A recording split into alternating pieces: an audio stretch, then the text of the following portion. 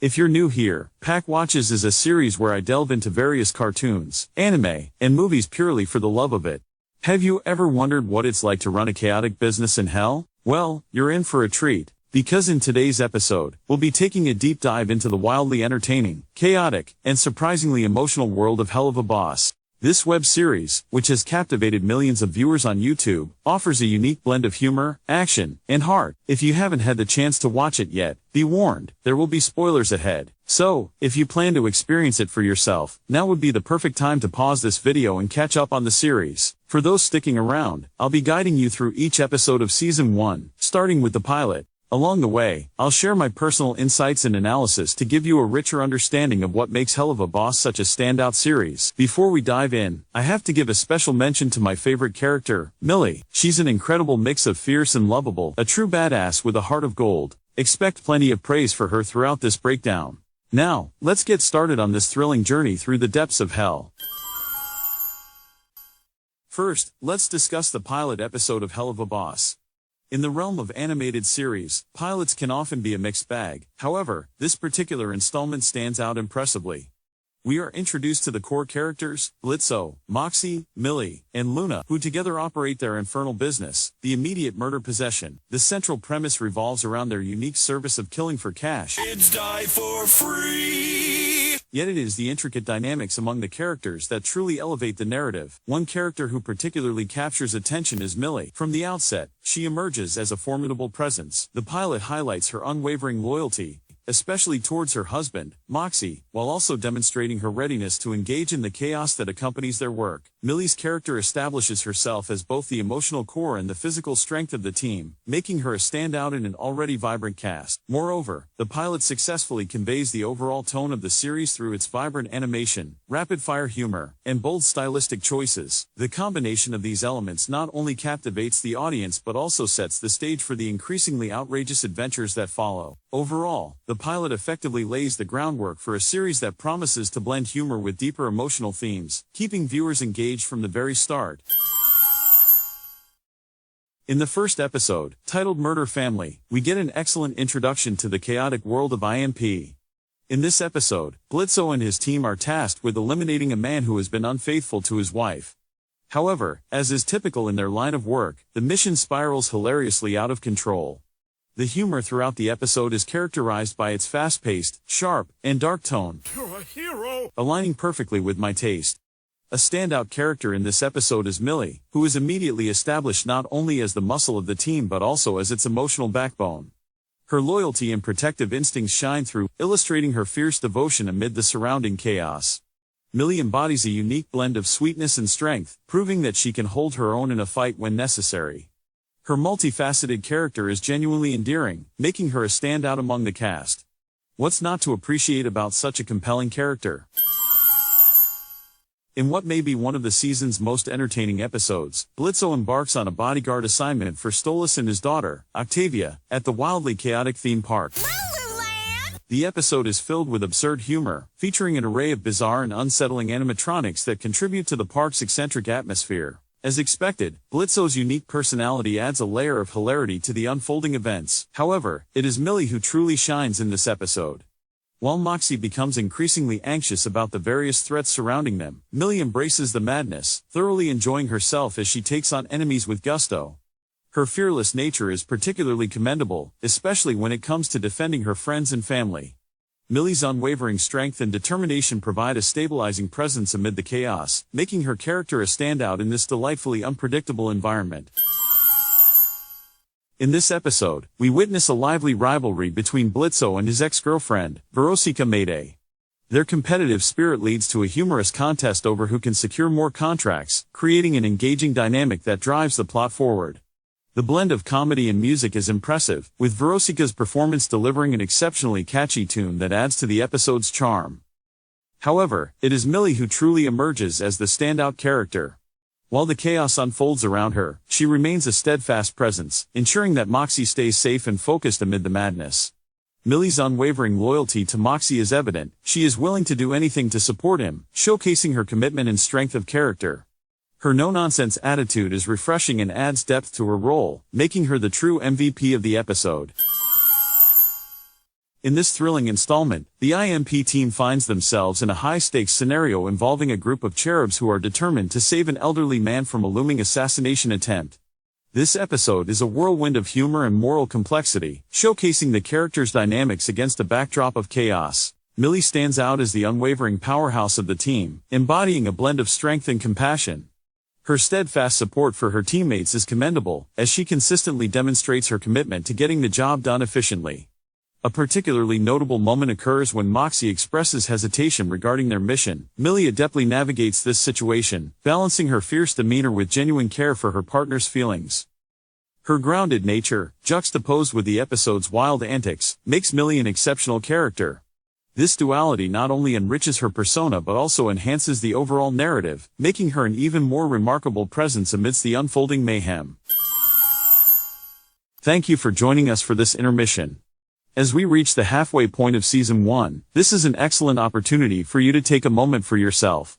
Feel free to stretch, grab a snack, or use the restroom while I share some updates and information about my social media presence. First, I would like to mention my Twitter account, though I prefer to refer to it as Twitter rather than X regardless of its name. I must admit that I don't use it frequently. Occasionally, I post amusing memes and participate in art raffles, and from time to time, I may promote my videos there, but the character limit can be quite limiting. If you're interested in engaging with me more directly and participating in future videos, polls, and games such as Cards Against Humanity, I invite you to join my Discord server. It's completely free to join, and the link is available in the description below. Additionally, I create and share art, which I occasionally post in my Discord server. I also have a DeviantArt account, although, like Twitter, I don't use it extensively. You can find some of my artwork there as well. Lastly, for those who have been subscribed for a while, you may already be aware that I have a BitChute channel where I upload all my reaction videos. I encourage you to check that out.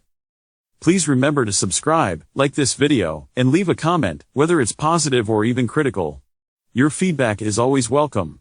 Don't forget to follow me on my other platforms and join the Discord server. All the necessary links can be found in the description below. Thank you for your attention, and I look forward to seeing you in Intermission Part B. Welcome to Intermission Part B. In our previous segment, Intermission Part A, I presented an overview of my social media accounts and other related content. If you happen to skip that section, I completely understand. Now, let's dive back into the vibrant world of Hell of a Boss as we explore the Season 1 soundtrack. I will be reviewing each song and sharing my rapid-fire opinions. Let's get started. Song 1, the IMP Jingle. While this track may not be my personal favorite, it certainly boasts a catchy and upbeat melody that makes it enjoyable nonetheless. Song 2, Oh, Millie.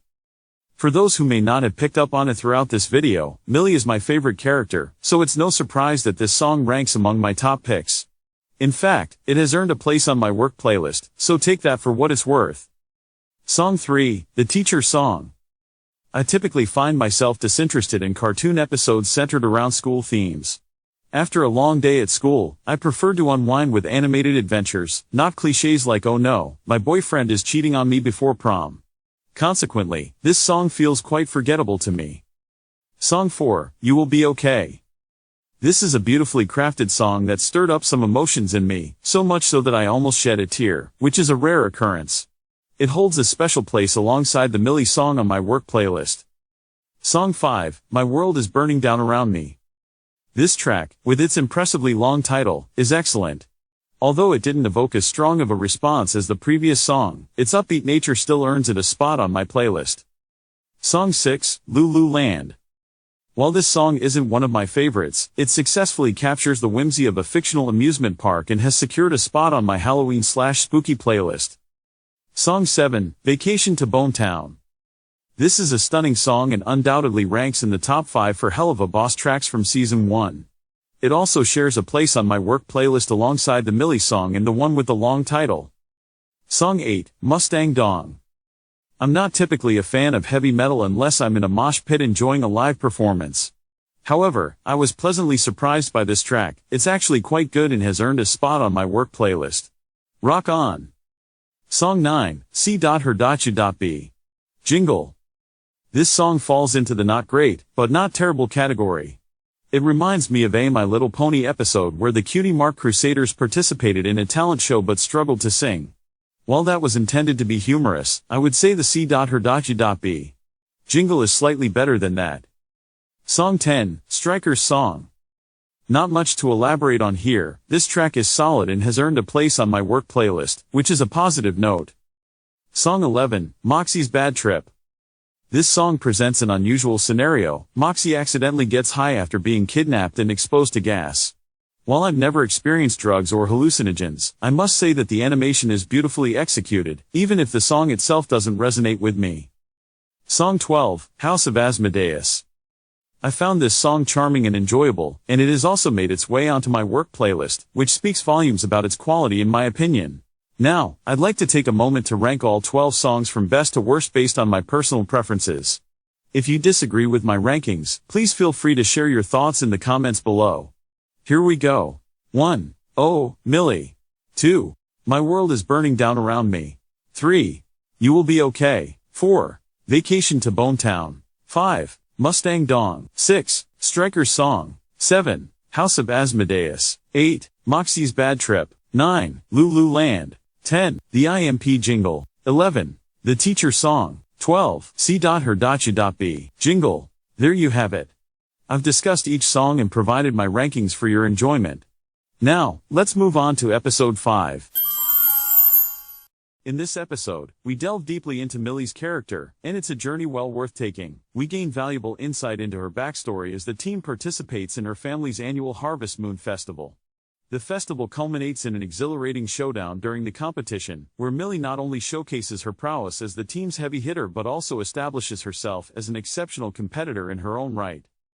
The action sequences are expertly crafted, making for a thrilling viewing experience. Watching Millie outshine her opponents is a highlight, demonstrating her remarkable skills and determination. However, what truly resonates in this episode is the profound love and respect she holds for Moxie, even amidst the lack of support from her family. Millie embodies fierceness and loyalty, making her character the standout of this episode. Overall, this has become my favorite episode of the series thus far. I eagerly anticipate watching Season 2 to see where the story goes next. Please, no spoilers! In a dramatic shift, Episode 6, Truth Seekers introduces a gripping storyline as Blitzo and Moxie find themselves captured by human agents. The animation quality in this episode is nothing short of extraordinary, particularly during the hallucination sequences where the characters confront their inner demons. Tripping balls! These moments are visually striking and emotionally resonant, showcasing some of the finest animation in the series to date. However, the standout character in this episode is undoubtedly Millie. Joining forces with Luna, she embarks on a mission to rescue Blitzo and Moxie, and her action sequences are truly exceptional. Millie's prowess is on full display as she effortlessly cuts through agents, demonstrating her fierce determination and combat skills. This episode not only highlights Millie as a formidable ally but also cements her status as a true hero in the narrative, proving that she can rise to any challenge when it matters most. This episode introduces viewers to the intriguing concept of the Lust Ring, featuring a series of truly remarkable musical performances. Central to the narrative is the complex relationship between Blitzo and Stolas, which is imbued with a depth of emotion that resonates throughout the episode. As always, Millie is there to support Moxie, particularly when he faces teasing about his affection for her. Their relationship serves as an anchor for the show, showcasing the strength and loyalty they share. I greatly admire Millie's fierce protectiveness over Moxie. They embody what it means to be couple goals. Witnessing their mutual support in such a chaotic environment only enhances my admiration for Millie and the dynamic they create together. As we reach the climactic season finale, the narrative elevates us to new heights within the intricate and chaotic underworld of Hell. This episode showcases visually stunning animation that captivates the audience, while the introduction of Queen Bee injects a thrilling element of unpredictability and excitement into the storyline. It is a vibrant and engaging conclusion that leaves viewers eagerly anticipating what lies ahead. In this pivotal episode, Luna demonstrates her indispensable role as the team's cornerstone. Despite the escalating chaos surrounding them, her unwavering presence ensures that the group remains focused and united. Luna's ability to rally her friends and deliver decisive action when it is needed most is truly remarkable. Her contributions have been integral to the success of Season 1, and without her, the series would undoubtedly feel incomplete. Since I've already ranked the songs, I thought it would be fun to rank the episodes as well, including the pilot. So, without further ado, here are my rankings of the episodes, from best to worst. 1. The Harvest Moon Festival. I've mentioned previously that the Harvest Moon Festival is my favorite episode of the series thus far. This episode delves deeply into Millie's character development, which is one of the reasons it takes the top spot on my list. Feel free to jump into the comments and tell me how wrong I am. 2. Truth Seekers. This episode is a pivotal turning point for the series, introducing what I like to call the Equestria Girls trope. This refers to the idea of taking a cartoon character and placing them in the human world, usually seen in poorly executed live-action adaptations. However, when done in animated form, it's rare but often incredibly effective, as seen in Truth Seekers. This episode pushes the plot forward significantly, which is why it ranks so highly. 3. Aussies. In this episode, we're introduced to the elements of harmony, the Lust Ring, a neon-lit cityscape filled with skyscrapers and sexual motifs, adding depth to the Hell of a Boss universe. I jokingly referred to the elements of harmony here as an Easter egg due to my own mix-up while working on multiple projects. I accidentally started writing the Hell of a Boss script in my Why Rarity is Best Pony project, and I decided to include that as a fun reference. Aussies earns its spot at number 3. 4. Queen Bee. As the Season 1 finale, Queen Bee is a crucial episode that sets the stage for Season 2. It also solidifies Luna, the standout character. There's not much else to say about it other than, if you haven't seen it yet, go watch it. 5. Spring Broken. This episode introduces Verosika Mayday, who I'm guessing is the main villain of Season 2. Since I haven't watched Season 2 yet, please use the hashtag #spoileralert in the comments if you want to discuss it to avoid spoiling anything for me. I appreciate it. 6. Murder Family. As the first official episode of the series, Murder Family is a chaotic yet fantastic introduction to IMP and the world they inhabit. It's a solid episode overall, although I have to say that one character isn't a hero by any stretch, more of a forgettable nuisance. 7. Lulu Land. Lulu Land is silly, stupid fun. While it's technically a filler episode, it manages to keep its heart and charm intact, unlike other filler episodes that lose their way. For example, My Little Pony's 28 Pranks Later is a good case of a filler episode that lost its heart, even though it hilariously parodies cheesy black and white zombie movies from the 30s and 40s. In contrast, Lulu Land stays true to the show's tone. Side note, if you're looking for a really cheesy and bad Halloween special, I recommend 28 Pranks Later from My Little Pony. It nails that so bad it's good horror vibe. 8. The Pilot. Pilots are usually hit or miss, but this one was surprisingly strong. Coming from an animation fan, that says a lot. It lays the foundation for the series, especially Millie's character, and very little changed between the pilot and the rest of the series, a rare achievement. The only significant difference is the voice actor for Millie, but both performances are excellent. 9. C.Her.U.B. While not a bad episode, C.Her.U.B. feels more like a filler episode. Unlike Lulu Land, which maintained its heart, C.Her.U.B. struggles to stay consistent, fluctuating between heartfelt moments and a lack of emotional depth. It's still enjoyable, but compared to the others, it falls a bit short. That's probably the best way to sum it up. Welcome to the outro segment of our video. While the title card indicates Intermission Part C, I included this for thematic continuity. This video aims to stand out, as many of my previous videos have been relatively short due to copyright-related redirects, which can negatively impact the YouTube algorithm. Shorter videos often receive less visibility, as viewers tend to prefer longer content. In light of this, I invested significantly more time and effort into creating this video. I sincerely hope you enjoyed it. If you haven't subscribed yet, please consider doing so, and don't forget to like the video. This helps combat the frustrating YouTube algorithm. If you enjoyed this content and are interested in following the evolution of the Pac-Watches series, I encourage you to check out the playlist linked here. To be honest, the first 8 episodes of Pac-Watches may not be the best, but they do improve over time, so there's that to look forward to. Additionally, I invite you to participate in the decision-making for the next episode of Pac-Watches. Head over to my community tab, where you'll find a poll featuring several options: Little Witch Academia Season 1 Part 1, Miss Kobayashi's Dragon Maid Season 1 Part 1, Miraculous Ladybug Season 1 Part 1, and My Little Pony Gen 4 Season 1 Part 1.